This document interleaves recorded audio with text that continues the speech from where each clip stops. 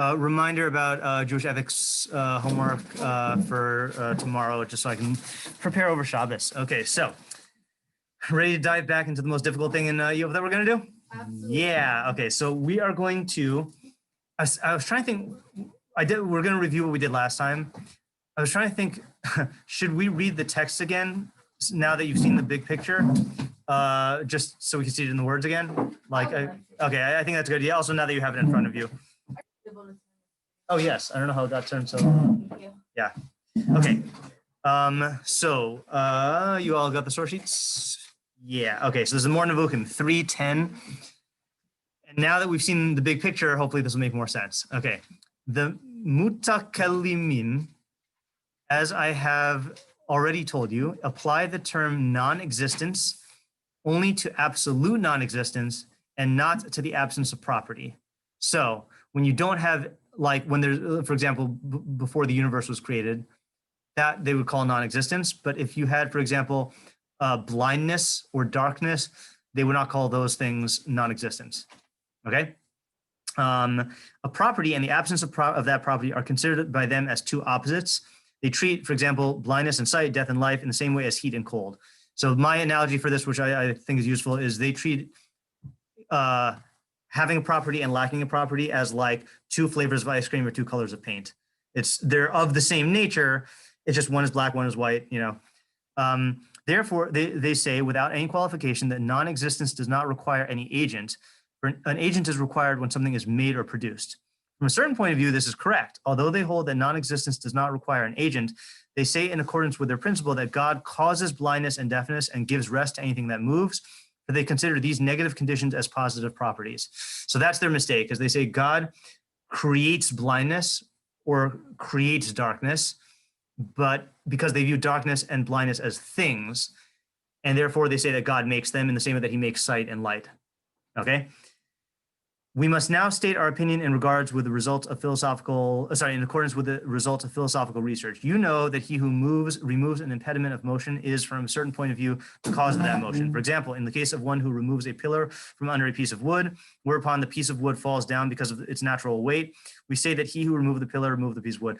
I just realized that I think elementary school kids will do this sometimes, is they'll pull out a seat before the person is going to sit down, you know, like, which is really mean, you know, but I think part of what allows them to bypass the guilt is they feel like they're not really doing anything, right? Like you're the one who just fell. Like all I did was move the chair. I didn't push you. Like the same kid who does that would never just go up and punch a kid, you know, but I didn't do anything. I just moved the chair. You just happened to sit down, you know? Yeah. In the same way as we say of one who removes a certain property from a thing that he makes or produces the corresponding privation. Remember, privation means the lack of a property, even though that privation is not an existing thing. For example, just as we say of he who puts out the light at night that he has made darkness, so we say of him who destroyed the sight of any being that he made blindness, even though darkness and blindness are privations and require no agent. Only in this sense can non-existence be said to be made or produced by a certain action of an agent. So when you blow out a candle and we say you made it dark, that's just loose speaking, but you can't make darkness because it's a privation. It's lack of a thing. You can only make things. You can't make non-things. In the same way, we must explain the following passage: who makes a mouth for a man, who makes a person mute or deaf, who's sighted or blind? Is it not I, Hashem? This passage can also be explained as follows: who created a man as a being endowed with speech, or who created him as a being who lacks speech? In the latter case, what would be meant would be the bringing into existence of matter that is not capable of receiving a certain property, whatever that property may be. For he who brings into existence a certain kind of matter that is incapable of receiving a certain property may be said to have made the privation in question, just as one who is able to save an individual from perishing and refrains from saving him may be said to have killed him. So an easier example than blindness, I was just thinking now, you know what an albino is? Yeah, so what's the definition of albino loosely? They lack pigment, right? So according to the Rambam, in what sense is it correct to say God made this person albino? And in what sense would it be not correct?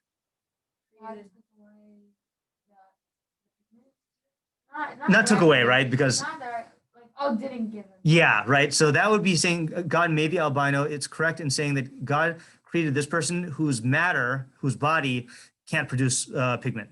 right? But what would be incorrect about the statement God made this person albino? He didn't like create anything specific which made him albino. It's like he didn't. Exactly, because albinism is not a thing. It's lack of a thing. It's lack of pigment. Okay? I think that's just easier to understand than the eye. Is this a debate about whether something is or is not, or whether something is good or is not? We're not into the good and not good yet. We will get to that today. This is just a debate on whether the lack of a property is a thing or is just the lack of a thing. So these mythical umum say it is a thing, and Rambam says that doesn't make sense. It makes sense to say it's not a thing. What is this going to help us explain? It's going to, so what we're going to do today, the part that we haven't read yet, is what is evil and what is God's relationship to evil. That's what we're headed to. Okay, one more thing, and then we'll get to the new part. It is now clear that according to every opinion, the act of an agent cannot be directly connected with a privation. The agent can only be said to have produced the privation indirectly, as we have explained. On the other hand, the direct act of an agent can only produce an existing thing, i.e. as opposed to a privation, for his act can only be connected to an existing thing. So you can make things, but you can't directly make a privation. You can only do it indirectly by like taking away the light or taking away the sight. So that was the summary. Is the metakolimim erroneously, this is still review, view privation as a thing. In truth, privation is not an existing thing, but lack of a thing. Therefore, privation does not need an agent, nor can it be made by an agent. Example, you can make light, but you can't make darkness. And this is what I said last time. I don't know if we ended off at this point, that if you look up light in a science textbook, light actually is a thing. It has properties, it does stuff, it has a certain structure, it exhibits certain behavior, whereas darkness has no structure, no properties. It's just not light. It's just what we call it when there's no light, you know, and that's different than dark matter, which is its own thing. Yeah. Similarly, blindness is not a thing. Sight is a thing, though, in the sense that what is the quality of sight? It's the fact that a person has an eye that functions in a certain way that takes in light and translates it, you know, into certain signals, and brain produces images, and I don't know what I'm talking about. Yeah. Yeah, exactly. An agent only makes, see, this would be the advantage. In the time of the Rambam, science was so underdeveloped that I could have easily been like knowledgeable in Torah and knowledgeable in science, but now you have to like specialize in an area of science. Okay, yeah, but I also don't know what I'm talking about. Signals and like, I know it's upside down, right? Like it flips it, yeah. And rods and cones, something about rods and cones. Oh yeah, right. Exactly. That's all the diagrams. Yeah, yeah. An agent only makes a privation indirectly in that it creates matter which is incapable of receiving a property. For example, you cannot make a blind person. You can only make a person whose matter, meaning the physical body, is incapable of receiving the faculty of sight. Another example that's easy to understand, this one I do know, is if you said God made a deaf person, right? So you can't make deafness because deafness is not a thing. So what is, I mean, maybe I don't know this, but what would be a way that like that you'd be deaf? Like what would? Yeah, your eardrum, right? Yeah, not you don't have ears. You can still hear if you don't have ears, but you don't have an eardrum. What was it? That's the whole ear. Oh, fine. Okay, the ear system. Yeah, right. Yeah. Hey, but let's say like your eardrum or whatever was malformed and didn't vibrate based on the motion of the air, right? And the air being moved by the sound waves, right? So then you wouldn't hear. So that's not a thing. It's just you lack something in your body that would have enabled you to hear the sound. Yeah. Okay. An agent can only produce that which exists. That was the last point. Okay. Now we get to the new point. Okay, and this is the main part of this chapter. So where are we on the page? The other side. Good. Oh, it fits out nicely. Okay. After this, and I'm going to continue to read because it's still a little difficult. After this preamble, you should recall that which has been demonstrated with regard to the fact that evils are only evils in relation to something. I should have really said ra'os, only ra'os in relation to something. And that everything that is a ra with reference to one particular existent, that ra is the privation of this thing or of one of the states suitable for it. And here's the main point of the entire chapter. For this reason, the following proposition may be stated in an absolute manner. All ra'os are privations.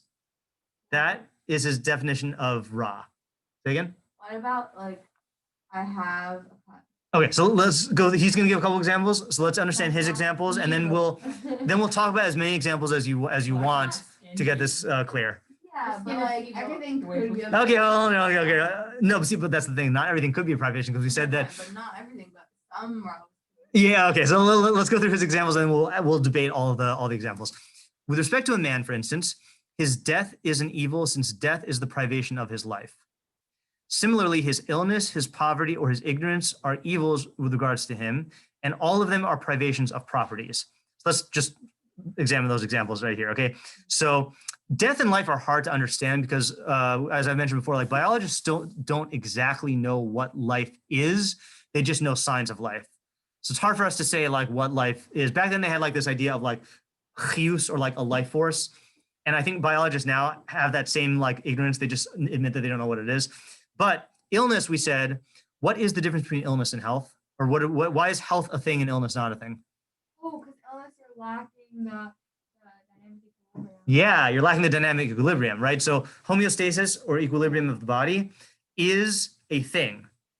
Any deviation from it is really going to result in some form of illness or lack of ideal functioning. But what if it's like really the equilibrium gets like myself, after you get like an illness? Because you have or you get like bacteria. So you're not lacking. Okay, good. So what about bacterial infections or whatever?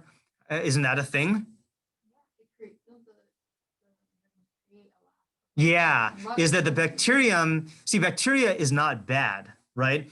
But what makes it cause illness is it throws your body out of whack. It removes the equilibrium by, so it's true that you can get sick by getting a bacteria, but that's not what makes you sick. And the proof is you have a lot of good bacteria in your stomach, right? Or in other, there's good bacteria and bad bacteria, right? Exactly, the bad bacteria is a thing. No, but it's not what causes the badness of illness.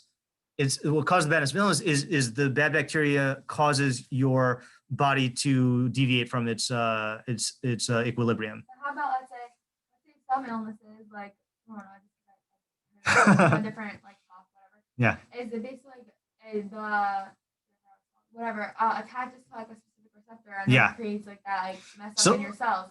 So like that's the addition of. So let me give you an analogy, and I hope this is a good analogy.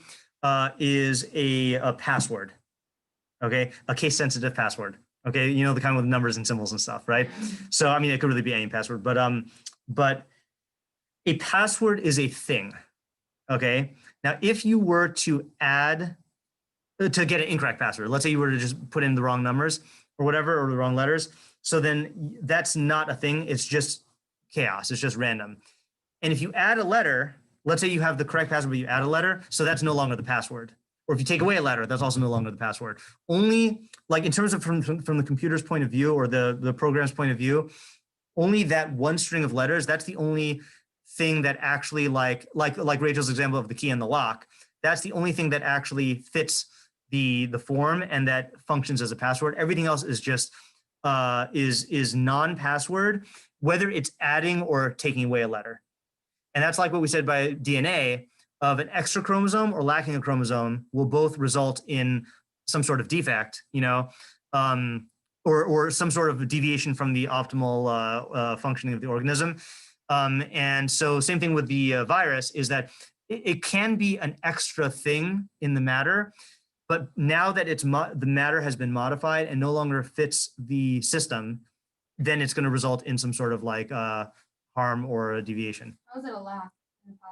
It's a lack in the sense that you are not embodying the form. It's just, again, in the sense of like, again, I think the key example is even easier because it's physical. If the key has a little, what do you call the little hills on the key, the notches, knobs, grooves? Yeah. If it has an extra groove or is lacking an extra groove, then it's lacking in its correct keyness because, and they're both, it's equally lacking, right? In other words, it's lacking in, the phrase in Hebrew, kol hamosif gorea, anyone who adds is really taking away, right? So there's certain things where kol hamosif gorea is if you're trying to make a key and you add an extra groove or you add extra bump, both of those are equally deviating from the proper keyness. Yeah. But everything has a form, right? And Yeah. you're just switching between different forms. Yeah. So when you're coming from like a normal human being to sick human being, you're just switching different forms. Okay. So that's the Down syndrome is born in that form. So this is the point that he started with. All ra'os are only ra'os in relation to something, right? So that's the point that you're making, right? Which is that, let's take our old friend, the rotting apple, right? So rot in an apple is raw relative to what? A good apple. To a good apple, the form of a good apple, right? But it is tov in relation to soil or whatever, you know? Or let's say, like, when you eat an apple, when you chew the apple and digest the apple, so then the destruction and corruption and dissolving that you're causing to the apple is raw vis-a-vis the apple, but tov vis-a-vis your body, because it's becoming your body. So that's what he means also when he says that all ra'os are privations and all ra'os are only ra in relation to something. I don't think I make it a privation, because you're not. I mean, I guess you're making it lack something, but you're really making it be something else. Right, but it's ra in relation to one form and tov in relation to another form. That's what he means by in relation to something. So it can be described as a privation, but you can only, in other words, and this is an important thing, is that you can only call something ra if you identify in relation to what, you know, and that's what he means. All ra's are in relation, and that's like you said you did learn the idea of the Eitzadas Tov Ra, according to the Rambam, that in the world of emes and sheker, in the world of objective reality, then there's no good and bad. It's just either this is or this isn't. It's true or false. But once Adam and Chava ate from the tree, now we're in this world of subjective ra and tov, and you have to always consider, whenever you say something is good or bad, you have to say in relation to what, because what is good in relation to one thing might be bad in relation to something else, you know, and that's true of all of his examples as well. Like I mean, I guess not all of his examples, but let's say like poverty, right? Here's another thing. So poverty is easy to understand why poverty is a privation, right? Because money is a thing. Non-money is not a thing, right? Right? So you could say that wealth is a tov and poverty is a privation in relation to what? In relation to a person who has resources to take care of their needs, right? Which is a positive state. Say again? It's a value. It's a value system, right? Okay. But let's say, can you think of a value system in which money is bad and poverty is good? You want to die. Like, if you don't want to be able to have enough money to take care of your needs, I'm saying. Yeah, let's think of one that we would actually identify as good in Torah. Bad. Yeah, like let's say, for example, we know that money is, on the one hand, money allows you to take care of your needs, but on the other hand, money presents a lot of temptations and fantasies that could take you away from serving Hashem, you know? So in that sense, excess money might be viewed as bad, you know? So it is in relation to something. And even with the like, let's say like the genetic mutations that we talked about before, like some genetic mutations, we only call them like deviations because we're comparing them to the norm, you know, but they could provide certain advantages, you know, like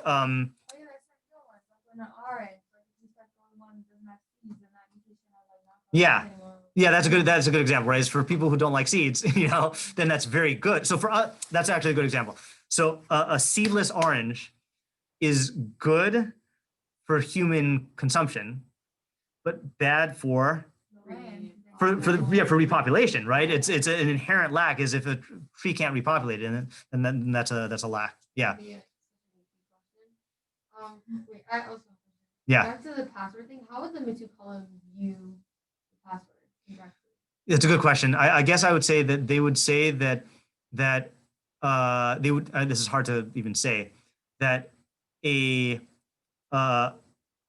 incorrect password is just a. I'll give you. Okay, this is a dumb analogy. So my mentor in graduate school said that, and I don't know if this always works. Maybe it works for little kids. That when you as a teacher ask a question and a student gives a wrong answer, he said that you should say that's a right answer to a different question. Now sometimes that's just going to feel patronizing, but sometimes it's true. So the Metukalimim would say that a wrong password, they would conceive of it as like the same type of thing as a correct password. It's just a different flavor, so to speak. Like it just is not serving a purpose that you want to serve. Can you frame it in terms of like blank created blank? I don't know if I can. Like Yeah. Yeah, I guess. Yeah. Example isn't good. And I mean, it's a good question. It's a good answer to a different. No, Hopefully now. No, it's a good question. I don't know if I can. Maybe like use a different letter, then it creates a form. No, but I'm saying like they're gonna incorrectly. They don't know that. They think. They still view incorrect passwords as things, right, as opposed to like. Yeah. I want to think about that a little bit more. What was that? Well, they're not things in terms of the in terms of being passwords, right? Like here's another example. Okay, here's another example that's easier than passwords is credit card numbers, right? Which are like passwords. So if I just give you a random string, it's not a credit card number, right? It's only a credit card number if it actually is in line with a real world account, bank account that it has been assigned to. Oh yeah, otherwise it's just numbers. Otherwise it's just numbers. Yeah. And so in that sense, password is also just a line. Yeah. Okay, I should have asked this question I think before. How do you know that with the life and the death thing? How do you know that death isn't the form? So vis-a-vis a human organism, then death is the lack of the form, because what a human is it's a tzelem elokim, a rational animal, and when you are not alive, you cannot be a rational animal. So vis-a-vis you, vis-a-vis me, then death is a privation of form. But in terms of, let's say, the soil, which is what happens to your body after you die, then death is moving towards a new form. And that's going to be the point that Rambam is going to make in a little while on the next slide. How do you know that the death form isn't the right form? Like how you're saying the lack is the thing that's supposed to be, but it's right. So you only know that relative to what we're talking about. So once we have a definition of a human as a thinking animal, right, which is like what the Torah's definition of human is, then you need to know what the thing is. And that's why, again, just going back to this point to reinforce it, is you can never call something raw unless you explain in relation to what. There's no such thing as pure raw. It's always in relation to something. Yeah. Let's say babies, they start out not being able to think rationally. Right. And that stuff. So how is that the correct form, and then thinking rationally? So that has to do with a related concept, which is potentiality. That a baby is a potential tzelem elokim, and they grow into it, and whereas, for example, here's an example: a 1 day old baby and a 1 day old cow have the same intelligence. So what's the difference? The difference is that the baby is structured in a way where if it proceeds along its normal path of development, will start to think, whereas a cow won't. I love that now. Yeah. It is a cow, but no. It is cute because you get to picture a little cow and a little baby, but yeah. Yeah. Okay. I have a question on the Metukalim. Yeah. Oh, and by the way, just to reiterate before you ask your question and to address your question, the Metukalim, it's a good question, but you have to realize also the Metukalim was a whole philosophy that the only things I know of it are when the Rambam says it's wrong. So I don't feel like I'm the best spokesperson for the it's actually called the Kalam is their philosophy. I'm not the best spokesperson for the Kalam, which is why they probably do have an answer to Leia's question. Mm-hmm. I just don't know it enough to articulate it. Yeah. So they are saying that pretty much everything is different forms, and when the light is off, it's just the form of off. Yeah, that's a good way to say it. Yeah. So why is that not true? Because everything does have different. Because what happens is once you. Can I answer? Yeah, you can answer. Yeah. Okay. Oh, by the way, is this the stinky one still? Yeah. Okay, fine. Oh, yeah, I don't need it. I just wanted to know. Yeah.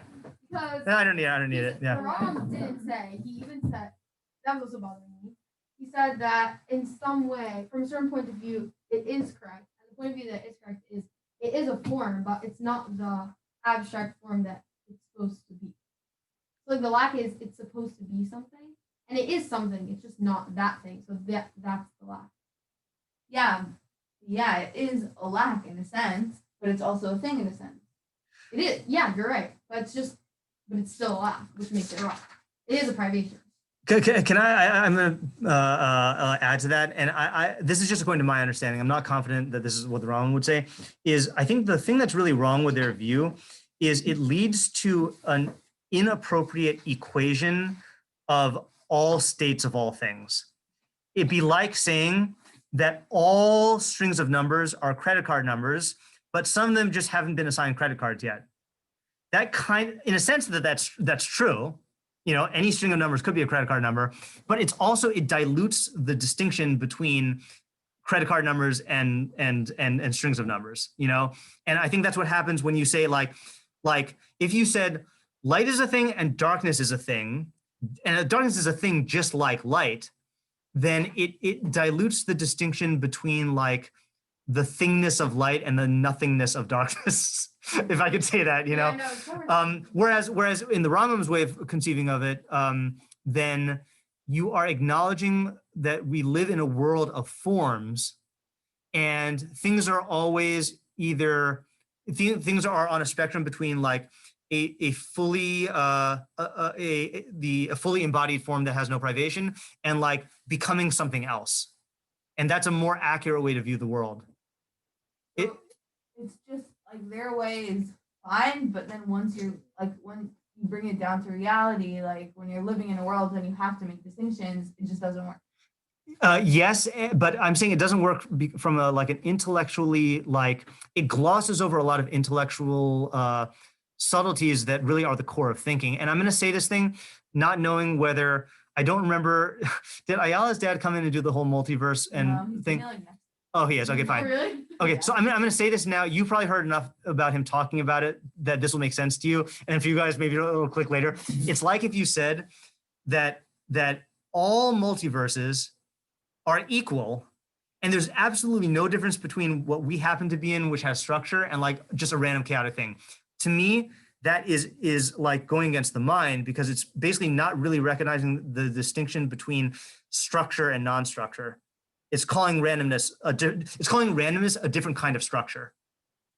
Technically it is, but like it's also not. I wouldn't say technically it is, because I think that undermines, if you said technically it is, then you kind of have to change the definition of what structure is or what form is. I think the other thing is making the direct. See, so I think we're answering two different questions. I'm answering the question, what is wrong with them calling darkness a thing? And you're answering the question, what is wrong with them saying God makes darkness? Yeah. Yeah, and they're both related. I think I just want to point out that I think that we're answering different questions. Are you basically saying that they would say that there's no connection between light and dark? There's two independent things? Or are you saying That's a good question. That's a good question. Because the Rambam is saying that there is a connection, which is, how do you define darkness? Darkness is just the privation of light, whereas they're saying it's like, it's its own thing and light is its own thing. I mean, it says here they treat them as opposites. Oh, that's right. That's true. They do treat them as opposites. Yeah. Yeah. I don't know. I know. Yeah. It's not fair to just. Well, okay. So, and that's why our goal, if this were a philosophy course, then you'd be right. We'd really have to research them. But for now, what we're doing is we're trying to understand the Rambam's explanation of what the Torah's view is. So I'm going to prioritize like that, of like understanding what, but you're right. It's like, and that's why I want to like say I'm not a good spokesman for the Kalam, Let's go through the rest of this now, just so we can get a full picture of it now. And I'm sure we'll come back to it later. If you pursue, I think we're in the middle of that paragraph, or third sentence, if you pursue all the particular cases falling under the above mentioned general proposition, meaning the proposition that all raos are privations, you will find that it is never at fault except in the opinion of one who does not distinguish between privation and existent qualities in two contraries. Who's that? the Metikolamim, yeah. Or one who does not know the natures of all things. One, for instance, who does not know that health is in general a certain equilibrium belonging to the domain of relation, and that the privation of this relation generally constitutes illness. So in other words, the only way you're going to disagree with the Rambam statement that all ra'os are privations in a particular case is if you hold like the Metikolamim and you have a different idea of what non-existence is, or if you just don't understand what a particular thing is. If you thought that disease was a positive state, and you didn't realize that it was just when the body is not in equilibrium, then you would also say, well, disease is a thing. Yeah. With regard to every living thing, death is the privation of form. Similarly, with regard to everything that is destroyed among the other existence, its destruction is nothing but the privation of the form. Okay, so summary first of all, before we get to the end. So Ra is only Ra in relation to something. All Ra'os are privations. That's the main point of the entire parak. Oops, sorry. Yeah, I guess that's it. Oh wait, no, hold on a second. No, I prematurely went to the summary. Okay, yeah, I meant to add more to that, but hopefully I added them after in the slides. Yeah. By the way, just out of curiosity, does this, okay, I'm asking this because I've lost the distinction in my mind.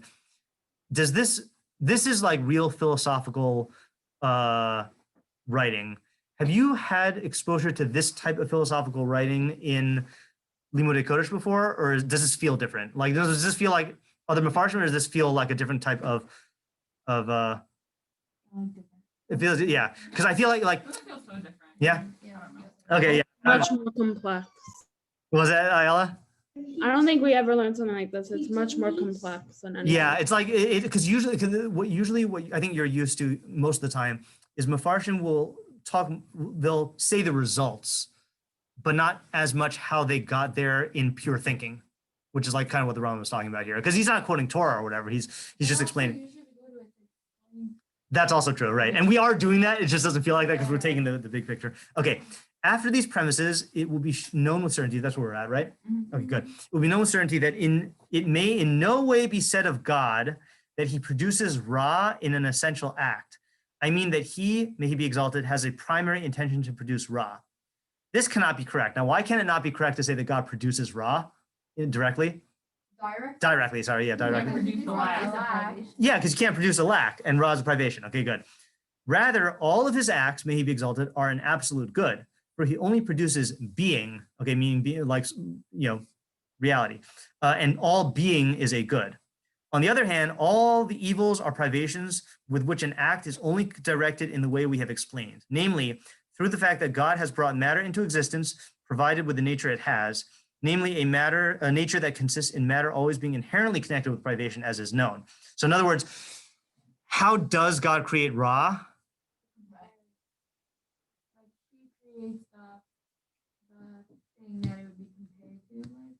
Okay, that is true.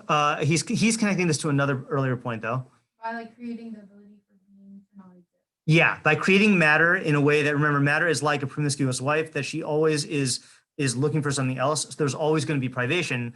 And that's how you have a world of coming to be and passing away where things are always changing. So God created matter to have that property. He created entropy, basically. So he creates entropy, which is going to be constantly causing matter to deviate from its form. But he's not directly producing Ra. He's creating the property of matter that will result in Ra'os. So that means I also never created Ra? Yes, like no agent can create Ra. Yeah, exactly. Hence, it meaning. Let me read that last half sentence again. Wait, so if you never put tiles things, then it won't like be a thing. Like if you didn't say that the numbers are a credit card number, then it would just be numbers, so nothing but a POS. Yes and no. So the yes is that the no is easier to say. That's treating it as though the only difference between. Oh, maybe this is going to answer our question. Repeat your question to make sure we're on the same page. If you didn't put attach titles to. Yeah, if you didn't attach titles to things, then there wouldn't be a lack of things, because then there would be yeah. Yeah, but here's the difference: is it's not just titles. Right. It's the fact that these credit card numbers actually have use and correspond to actual bank accounts. And I think the mistake that Metikolamim is they're almost viewing it just as titles. Right. Yeah. That's a good Like they're just saying, good call. This is a form, this is a form, that's a form, that's a form. But Yeah. in truth, there is like a truer form. There is a truer form, right? And that's why, like, Not with a credit card number. I don't know. I feel like well, you because can't- and the only reason is because credit card numbers are assignable. You know, like you can just arbitrarily like Well, pick there's one. also other formations of numbers that are similar, that have But they're different not a meanings. credit card. Yeah, they have different meanings. Right. I don't know So what if you 100%. change the number of a credit card, then it's a lack of, but that it wouldn't be a credit card, but let's say you change it and it unlocks like a Yeah, I mean, number, that's just different. The thing that makes numbers meaningful is the meaning. That's so dumb, but you know, like it's so you know it'd be like this. I'll give you an example in math, and I apologize if this freaks out the non-math people. Is like if you said there's no real difference between prime numbers and what do you call a non-prime number? Constant, no. I'll just go. See.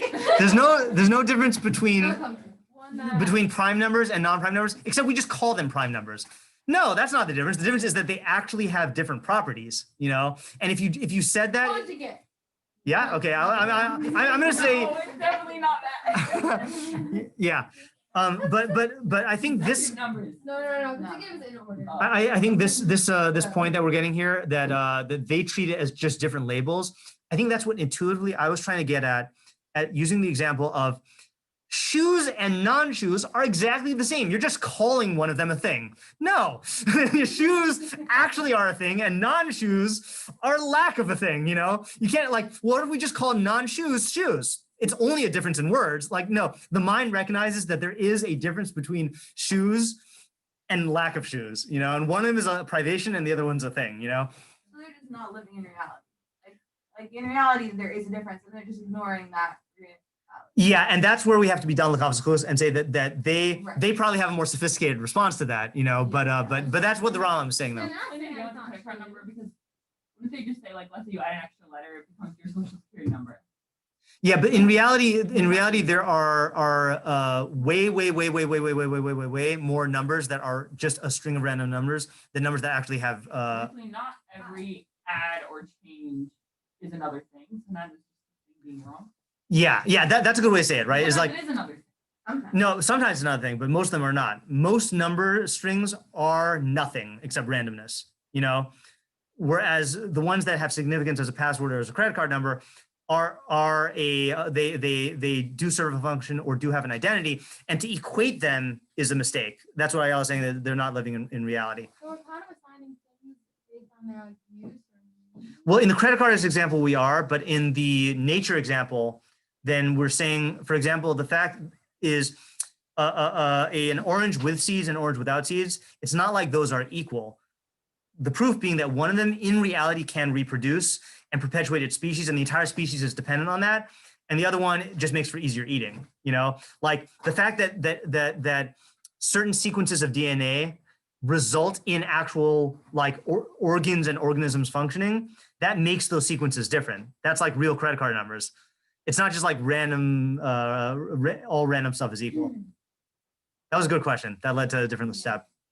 Good. All right, let's finish. Composite. What was that? Composite. Oh, okay.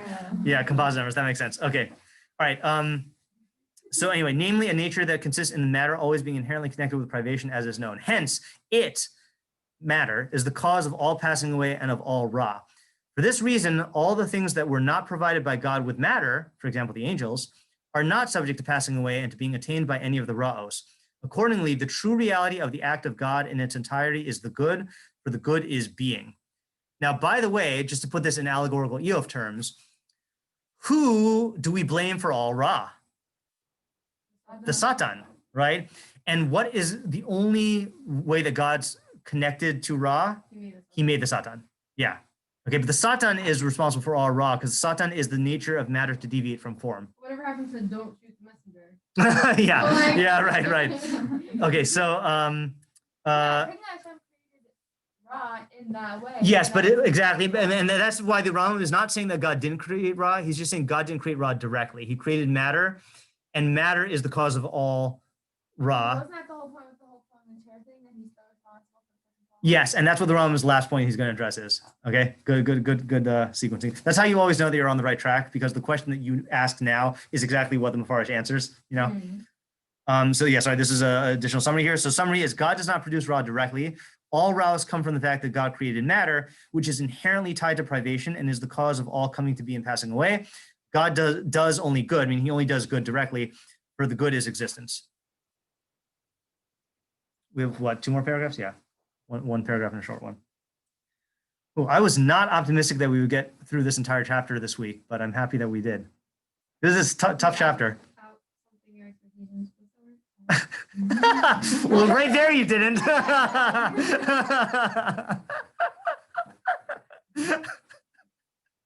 It's called conjugate. No. Yeah. Yeah. I think the reason why that is condescending is for the same thing that we don't like the Metacolumn's idea about, is it basically is almost erasing the distinction between a right answer and a wrong answer. You know, it's like you know, like yeah, technically you're right. Is like if I say sheep, yeah, that's the answer to some question. Like somewhere, if a farmer says, "What is that?" You know, then like yeah, sheep. But like, what? How's that relevant? Yeah, yeah. They're saying that exists. Like I feel like they're already taking a step that other people weren't taking. Yeah, yeah, and you, if you knew about the pre-Socratic thinkers, I don't know if you learned about that in science or in history.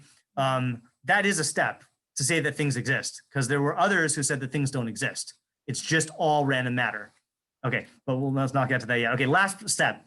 For this reason, the book that has illuminated the darkness of the world, which is Torah, has go Torah, has clearly stated the following proclamation. And God saw everything that he had made, and behold, it was very good. Okay, Tov Ma'od. Oh, right. Yeah, right. So now he's gonna quote the famous drush about Ma'od. Even the existence of this inferior matter, whose manner of being it is to be inherently connected with privation, entailing death and all Raos, all this is also good in view of the perpetuity of generation and the permanence of being through succession. Meaning that the Satan is good because it allows for a universe where things are constantly coming to be and passing away, and species. For this reason, Rebbe Meir interpreted the words, and behold, it was very good, as, and behold, death was good, according to the notion which we have drawn attention. So when he says death is good, he doesn't mean that death is good for the thing that died. He means good for the world, good for the universe, good for everything. And I always, every time I quote, I get to this point, I quote Devorah Chait, who gave this really good analogy, which is, she said, if you have an amusement park, okay, so it has to let people in and it has to let people out. What if an amusement park only let people in? There would be no more amusement, okay? Because it would fill up. And so that's a loose analogy for the world, which is that in order to keep things coming to being and passing away, then you have to have entropy. Not Rambam. Yeah, Rambam says that life and death will still happen. Yeah. Yeah. I mean, look, there are people who say that though. You're right. Yeah, exactly. Remember what I've told you in this chapter and understand it. I'm telling you that and he's telling you that. Then everything that the prophets and sages have said will become clear to you regarding the good being in its entirety an essential act of God. Right. Bingo, bango. Okay, I have questions. Okay, good. Okay, first of all, why is it good? I mean, I get like whatever, nothing would happen, but still, it's not inherently good. Okay, so that's going to be another chapter of the Rambam later on when he talks about the purpose of the universe. Okay. Because, I don't know that. yeah, exactly. Because you can only call something what makes it a good pen if it can write, right? You have to measure the goodness by the purpose. So ultimately, we have to know what is the purpose of the universe to be able to say what good means. Yeah. Okay, and then my other question is just like your desires that are deemed bad. They're not a privation of anything. They are something. So that's the thing, is that your desires that we deem bad are only bad because they're taking you away from living as a Tzelem Elokim. But if you were an animal, then those same desires would be good. Okay. When an animal gives into its taivas, it's great because that's what an animal, that will enable it to thrive as an animal. But when you just give into your taivas, it takes away from your ability to be Tzelem Elokim. And that's why we hold that the Yetzer Hara is not inherently bad. It's only bad when it is at odds with the Yetzer Tov. But if you harness it for the Yetzer Tov, then it's good. Right. Yeah, good. Good questions, and then we were able to answer them. Okay, good. All right, stop here for today. And Great answers.